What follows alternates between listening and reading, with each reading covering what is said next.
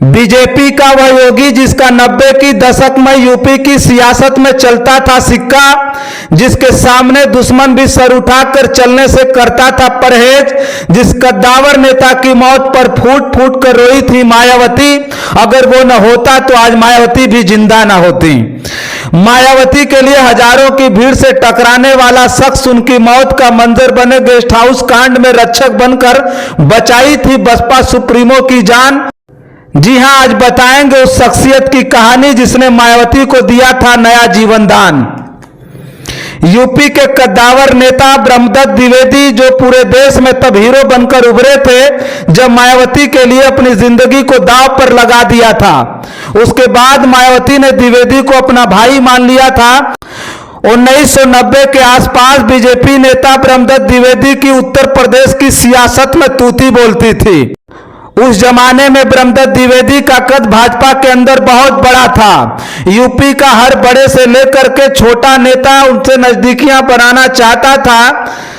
ब्रह्मदत्त द्विवेदी की ताकत का अंदाजा आप इस बात से लगा सकते हैं कि पार्टी तो छोड़िए, विरोधी भी अपना विवाद सुलझाने के लिए ब्रह्मदत्त द्विवेदी के पास दरबार लगाया करते थे।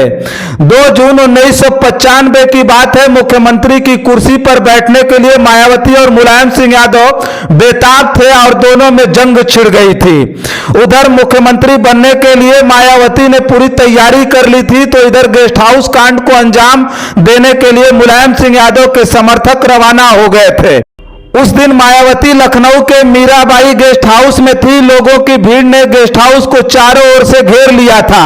हर तरफ केवल हंगामा ही हंगामा था। पुलिस तमाशबीन बनकर खड़ी थी और सपा के समर्थक मायावती को गेस्ट हाउस में पागलों की तरह ढूंढ रहे थे। उधर खौफनाक मंजर देखकर मायावती ने खुद को बचाने के लिए गेस्ट हाउस के ही एक कमरे में खुद को बंद कर लिया था। सपा के समर्थक मायावती को पकड़ने के लिए दरवाजा तोड़ रहे थे, तब उस वक्त बीजेपी नेता ब्रह्मदत्त द्विवेदी किसी हीरो की तरह मायावती को बचाने के लिए पहुंच गए।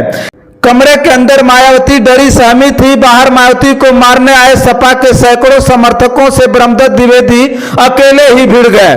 ब्रह्मदत्त द्विवेदी नेता थे, कवि थे और उसके साथ साथ बहुत बड़े लठबाज भी थे और लाठी के दम पर ही एक साथ 10-10 समाजवादी समर्थकों को पटक रहे थे।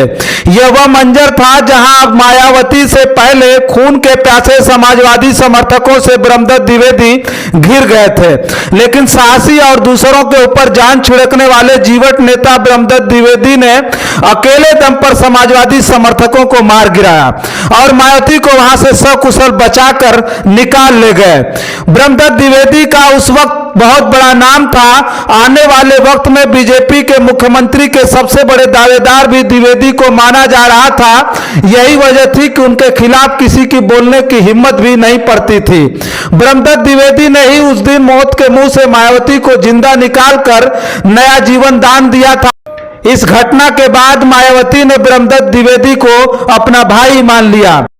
सूबे के जिस सीट से भी ब्रह्मदत्त द्विवेदी चुनाव लड़ते थे, वहां से मायावती ने कभी किसी कैंडिडेट को नहीं उतारा। कहते हैं कि मायावती हर रक्षाबंधन में उनके लिए राखी भी भेजा करती थी। लेकिन इस घटना के 3 साल बाद ही ऐसा कुछ हुआ कि मायावती अपने भाई ब्रह्मदत्त द्विवेदी के लिए फूट फूट कर रोई थी। 10 फरवरी 1997 की रात का वक्त था।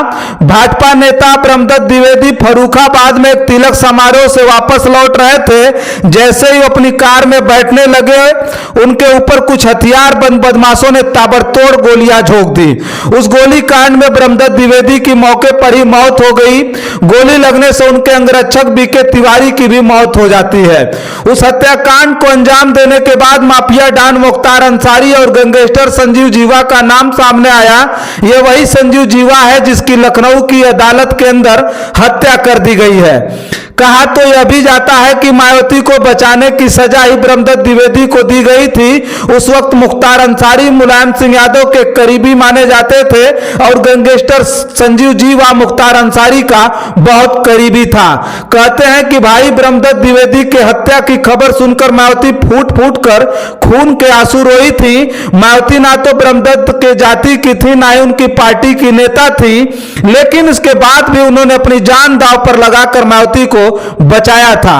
जो लोग जाति के नाम पर राजनीति करते हैं उन्हें ब्रह्मदत्त द्विवेदी जैसे नेता से सीखने की जरूरत है और समझना चाहिए कि राजनीति क्या होती है और राजनीति कैसे की जाती है। करीब 26 साल बाद ब्रह्मदत्त द्विवेदी की हत्या करने वाले संजीव जीवा को लखनऊ कोर्ट में ही मार दिया गया। भले ही कानून व्यवस्था पर सवाल उठाए गए, लेकिन मायावती बहुत खुश होंगी क्योंकि उनके भाई को 26 साल बाद इंसाफ मिला है। वैसे ब्रह्मदत्त द्विवेदी ने जिस तरह से मायावती की जान बचाई थी वो शायद एक बहन के लिए सगे भाई से भी बढ़कर थे। बताया जाता है कि ब्रह्मदत्त द्विवेदी बड़े ही शांत और शालीन नेता थे जो किसी की भी मदद बेहिचक किया करते थे। वो सही गलत का आकलन मिनटों में कर लेने की क्षमता रखते थे। शायद उस दिन ब्रह्मदत्त द्विवेदी को इस बात की भनक न लगती तो बहुजन राजनीति की उत्तर प्रदेश में नामो निशान मिटा देने के मंसूबे कामयाब हो जाते।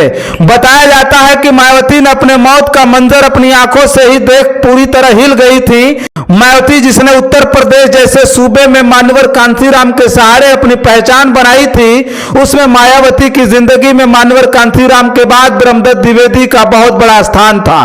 भले रिश्ते की डोर में ब्रह्मदत्त द्विवेदी का साथ कम दिनों का रहा हो, लेकिन पूर्व मुख्यमंत्री बसपा सुप्रीमो मायावती के लिए वो रिश्ता जन्मों जन्मांतर का है जिसे शायद ही कभी मायावती भूल सके।